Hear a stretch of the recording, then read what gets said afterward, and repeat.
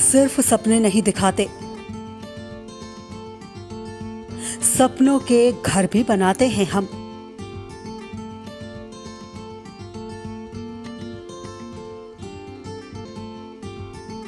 इरादे हो उड़ने के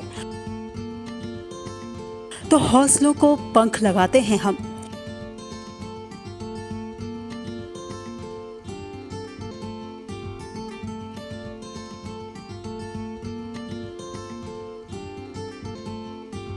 क्योंकि हम हैं लोढ़ा बिल्डर्स, सच की बुनियाद पर मजबूत इमारत।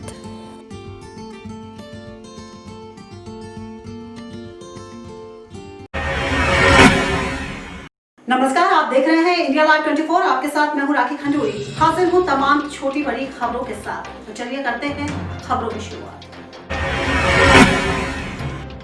अपनी 6 सूत्रीय मांगों को लेकर पशुपालन विभाग के फैसिलिटेटर मुजफ्फरपुर जिले के औरई प्रखंड में 5 दिवसीय धरने पर बैठ गए हैं। इनकी मांग है कि टीकाकर्मी को पंचायत स्तर पर नियोजन हो, न्यूनतम वेतन 18,000 रुपए तक हो, कोरोना वायरस सुरक्षा किट उपलब्ध कराई जाए, दुर्घटना बीमा सभी फैसिलिटेटर को मिले आदि मांग शामिल है। धरने पर पप्पू कुमार, रोहित कुमार, केशव कुमार, रूपेश चौधरी आदि शामिल हैं। इनका कहना है कि अगर इनकी मांगे नहीं मानी गई तो ये आगे भी आंदोलन करेंगे।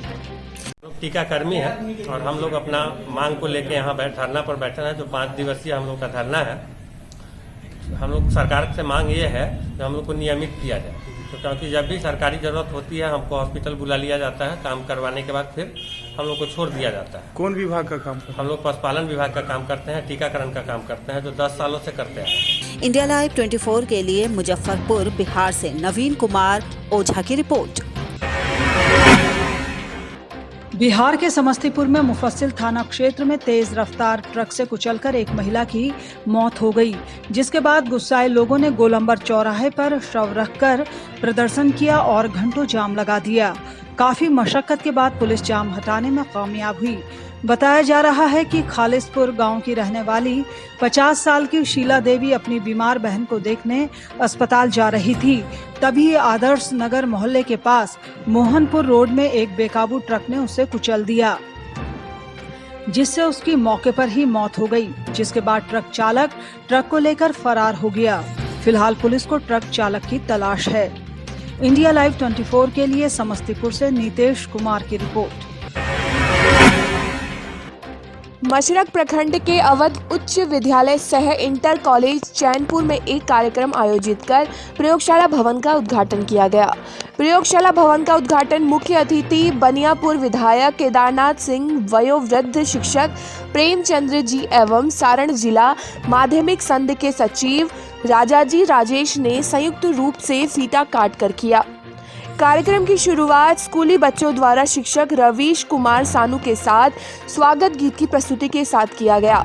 विद्यालय के प्राचार्य महेश प्रसाद चौरसिया द्वारा आगंतुक अतिथियों एवं शिक्षकों का स्वागत फूलमाला देकर किया गया। मुख्य अतिथि विधायक केदारनाथ सिंह ने अपने संबोधन में कहा कि साधन संसाधन और बेहतर शिक्षा प्रणाली के माध्यम से ही बच्चों का भविष्य संवारा जा सकता है। मौके पर मैट्रिक टॉपर सोनाली कुमारी एवं इंटर टॉपर नीतीश कुमार पांडे को सम्मानित किया गया। समारोह की अध्यक्षता प्रमंडलीय शिक्षक नेता सह विद्यालय के संस्थापक रामजीवन सिंह ने किया, जबकि संचालन शिक्षक सत्य प्रकाश साहा ने किया। इंडिया लाइव 24 के लिए छपरा से मनोरंजन पाठक की रिपोर्ट।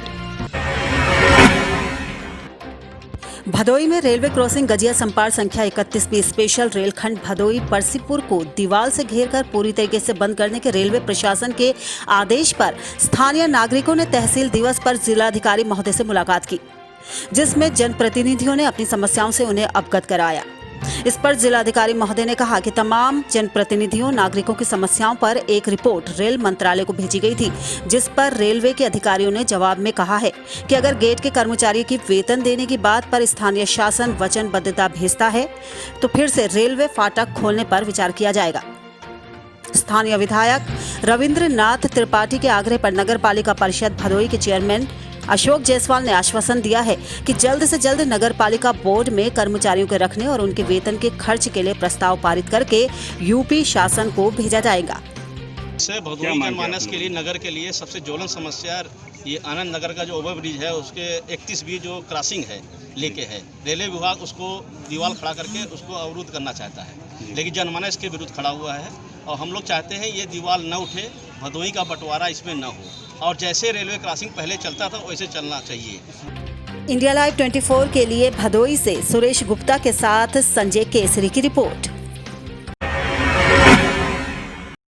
और फिलहाल यहाँ पर हम रुक रहे हैं एक बहुत ही छोटे से ब्रेक के लिए, लेकिन आप कहीं जाइएगा नहीं, हम जल्द हाजिर होंगे कुछ और खबरों के साथ।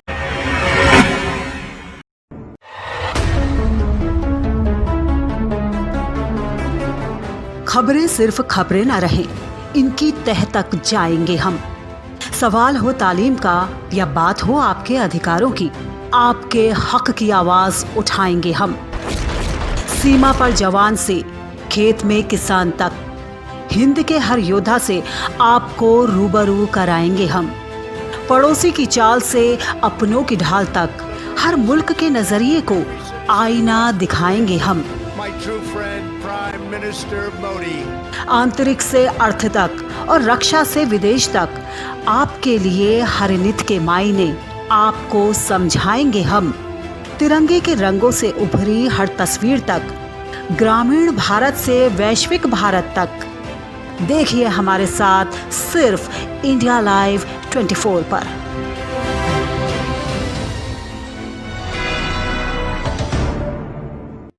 ब्रेक के बाद आपका स्वागत है, तो चलिए बढ़ते हैं आगे।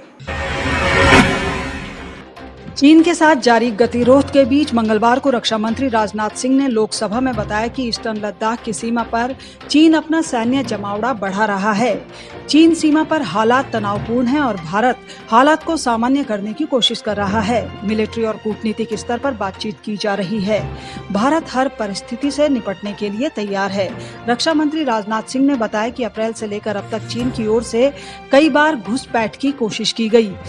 एलएसी के पास दोनों देश अपनी सेनाओं की संख्या कम से कम रखेंगे।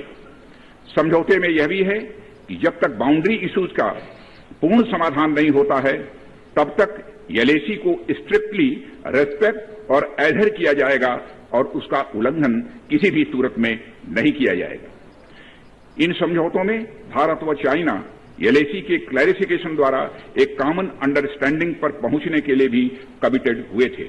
रक्षा मंत्री ने लोकसभा में बोला कि पड़ोसियों के साथ अच्छे संबंधों को रखना जरूरी है। इसी कारण हमारी ओर से मिलिट्री डिप्लोमेटिक तौर पर बात हो रही है, लेकिन इन सब के बीच मौजूदा हालात में चीन की तरफ से एलएसी और अंदरूनी क्षेत्रों में बड़ी संख्या में सैनिक टुकड़ियां और गोला बारूद इकट्ठा किया गया है। पूर्वी लद्दाख और पैंगोंग लेक के उत्तरी और दक्षिणी किनारों पर हालात तनावपूर्ण हैं। दरअसल चीन विवाद के बीच विपक्ष लगातार सरकार से आधिकारिक बयान जारी करने की मांग कर रहा था। मैं यह बताना चाहता हूं कि सरकार की विभिन्न इंटेलिजेंस एजेंसीज के बीच कोऑर्डिनेशन का एक इलेबोरेट और टाइम टेस्टेड मैकेनिज्म है, जिसमें सेंट्रल आर्म्ड पुलिस फोर्सेज और तीनों हमारी आर्म्ड फोर्सेज की इंटेलिजेंस एजेंसीज भी शामिल हैं। टेक्निकल और ह्यूमन इंटेलिजेंस को लगातार कोऑर्डिनेटेड तरीके से इकट्ठा किया जाता है तथा आर्म्ड फोर्सेज से उनके डिसीजन मेकिंग के लिए भी शेयर किया जाता है। इंडिया लाइव 24 के लिए दिल्ली से प्रदीप खातकर की रिपोर्ट। इटावा पंचायत समिति में खातौली के पास चंबल नदी में आज सुबह श्रद्धालुओं से भरी हुई एक नाव पलट जाने से कई लोगों के डूब जाने की खबर है। ये सभी लोग आज 14 के चलते कमलेश्वर धाम दर्शन करने जा रहे थे।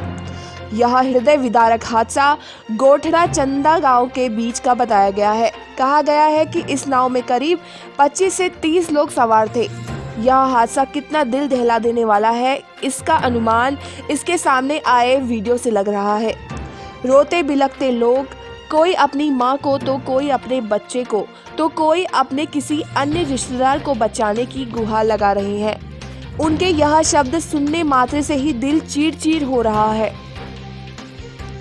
इंडिया लाइव 24 के लिए बूंदी से राकेश नामा की रिपोर्ट। फैजाबाद बार एसोसिएशन चुनाव में मतगणना के बाद रिजल्ट घोषित हो गए हैं, जिसमें अध्यक्ष पद के लिए योगेंद्र त्रिपाठी ने बाजी मारी है, जबकि उपाध्यक्ष पद अजय दुबे, महामंत्री धनु श्रीवास्तव, संयुक्त मंत्री मुन्नी देवी सोनी, कोषाध्यक्ष विजय त्रिवेदी बने हैं। आपको बता दें कि कुल 1743 मतदाताओं ने अपने मताधिकार का इस्तेमाल किया था। मतों की गिनती आज सुबह 8 बजे से शुरू हो गई थी, जिसमें 12 अधिकारियों का चयन हुआ है।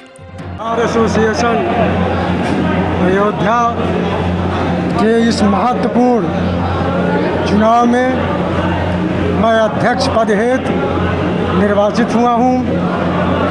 इसमें सबका सहयोग हुआ है,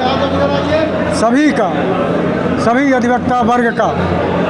मेरा प्रयास होगा सभी अधिवक्ताओं का सम्मान सुरक्षित रखना। इंडिया लाइव 24 के लिए फैजाबाद अयोध्या से ब्रजेश सैन की रिपोर्ट।